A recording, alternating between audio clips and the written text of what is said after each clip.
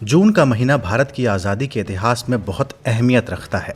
उसमें भी जब तारीख 3 जून की हो तो अहमियत और ज़्यादा बढ़ जाती है। वजह है 3 जून 1947 को भारत के वायसरॉय लॉर्ड माउंटबेटन ने विभाजन के साथ आज़ादी की योजना पेश की थी।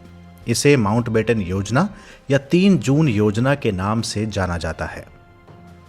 नमस्कार, ज्ञान की डिजिटल दुनिया ध्येय रेडियो के इस पॉडकास्ट में आपका स्वागत है। मेरा नाम है अंजुम शर्मा।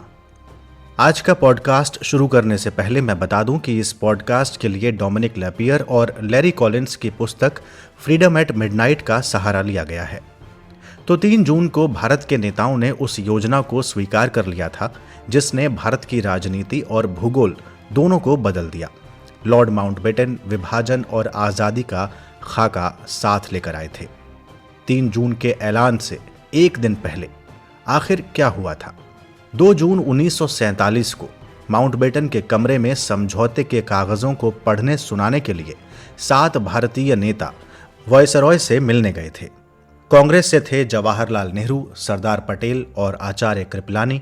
मुस्लिम लीग से थे जिन्ना, लियाकत अली खान और अब्दुर रब निश्तर, और सिखों के प्रवक्ता थे बलदेव सिंह। माउंटबेटन ने फैसला किया था कि मीटिंग में कोई बहस न छिड़ने पाए, इसलिए उन्होंने जिन्ना से आखिरी बार पूछा कि क्या वो भारत की एकता के उस स्वरूप को स्वीकार करेंगे जिसकी कल्पना कैबिनेट मिशन में की गई थी। जिन्ना तैयार नहीं हुए। इसके बाद माउंटबेटन ने योजना के एक एक बिंदु बताने शुरू किए, जैसे पंजाब और बंगाल में जो हिंदू तथा मुसलमान बहुसंख्यक जिले में हैं, उनके सभासदों की अलग बैठक बुलाई जाएगी। अगर कोई भी पक्ष प्रांत का विभाजन चाहेगा तो कर दिया जाएगा। 2 डोमिनियन और 2 संविधान सभाओं का निर्माण किया जाएगा। सिंध अपना निर्णय स्वयं करेगा। नॉर्थ वेस्ट फ्रंटियर और असम के सिलहट में जनमत संग्रह किया जाएगा कि वो लोग भारत के किस हिस्से के साथ जाना चाहते हैं। भारतीय रजवाड़ों को स्वतंत्र रहने का विकल्प नहीं दिया जा सकता, उन्हें या तो भारत में या पाकिस्तान में शामिल होना होगा। हैदराबाद पाकिस्तान में सम्मिलित नहीं होगा, और अगर विभाजन में किसी प्रकार की कठिनाई आई तो एक सीमा आयोग का गठन किया जाएगा। अपनी बात समाप्त करते हुए वायसरॉय ने कहा, मैं चाहता हूं कि आधी रात तक आप सब लोग इस योजना पर अपनी प्रतिक्रिया बता दें। उन्हें उम्मीद थी कि आधी रात से पहले मुस्लिम लीग, कांग्रेस और सिख तीनों इस योजना को स्वीकार करने के लिए अपनी रजामंदी जाहिर कर देंगे। गांधी ने इस मीटिंग में आने से इनकार कर दिया था, क्योंकि वो कांग्रेस के किसी पद पर नहीं थे, लेकिन उनका अस्तित्व मीटिंग पर छाया हुआ था और माउंटबेटन भी कल्पना करके उन शब्दों के बारे में सोच रहे थे जो गांधी इस योजना के बारे में उनसे कहते। लेकिन आधी रात को एक और मीटिंग हुई। गांधी इस मीटिंग में आए।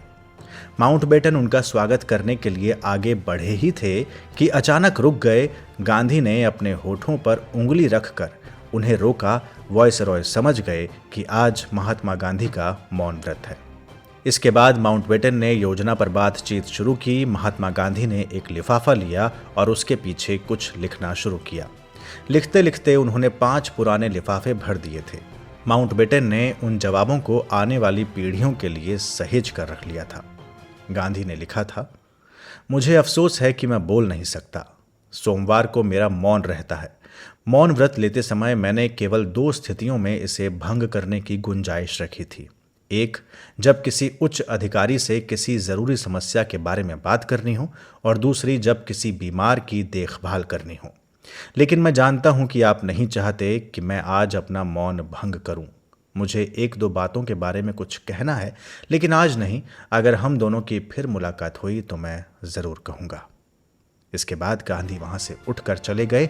लॉर्ड माउंटबेटन को कांग्रेस और सिखों की तरफ से सहमति मिल चुकी थी, लेकिन जिन्ना नहीं मान रहे थे। वो अब भी हाँ करने में आनाकानी कर रहे थे, लेकिन माउंटबेटन भी मन बना चुके थे कि उनसे हाँ करवा कर रहेंगे। दोनों के बीच में बातचीत चलती रही। जिन्ना बात टालते रहे। तब माउंटबेटन ने कहा, मिस्टर जिन्ना, मैं आपको एक बात बता देना चाहता हूं। मैं आपको अपनी योजना बर्बाद नहीं करने दूंगा। कल मीटिंग में मैं कहूंगा कि मुझे कांग्रेस का जवाब मिल गया है। उन्होंने कुछ शंकाएं उठाई हैं जिन्हें मैं दूर कर दूंगा। सिख भी मान गए हैं। उसके बाद मैं कहूंगा कि कल रात जिन्ना साहब के साथ काफ़ी देर तक दोस्ताना ढंग से मेरी बातचीत हुई और इस योजना पर हमने विचार किया, और जिन्ना साहब ने मुझे निजी तौर पर यकीन दिलाया कि वो योजना से सहमत हैं उस वक्त मैं आपकी तरफ मुड़कर देख लूंगा। मैं नहीं चाहता कि आप कुछ बोलें। मैं आपसे बस एक बात चाहता हूं कि आप अपना सिर हिला दें, जिससे यह जाहिर हो कि आप मुझसे सहमत हैं।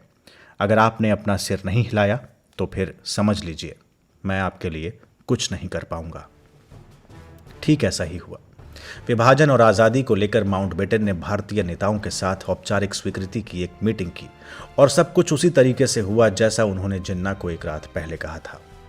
3 जून 1947 की शाम को 7 बजे के लगभग सभी प्रमुख नेताओं ने 2 अलग अलग देश बनाने पर सहमति का औपचारिक रूप से ऐलान कर दिया।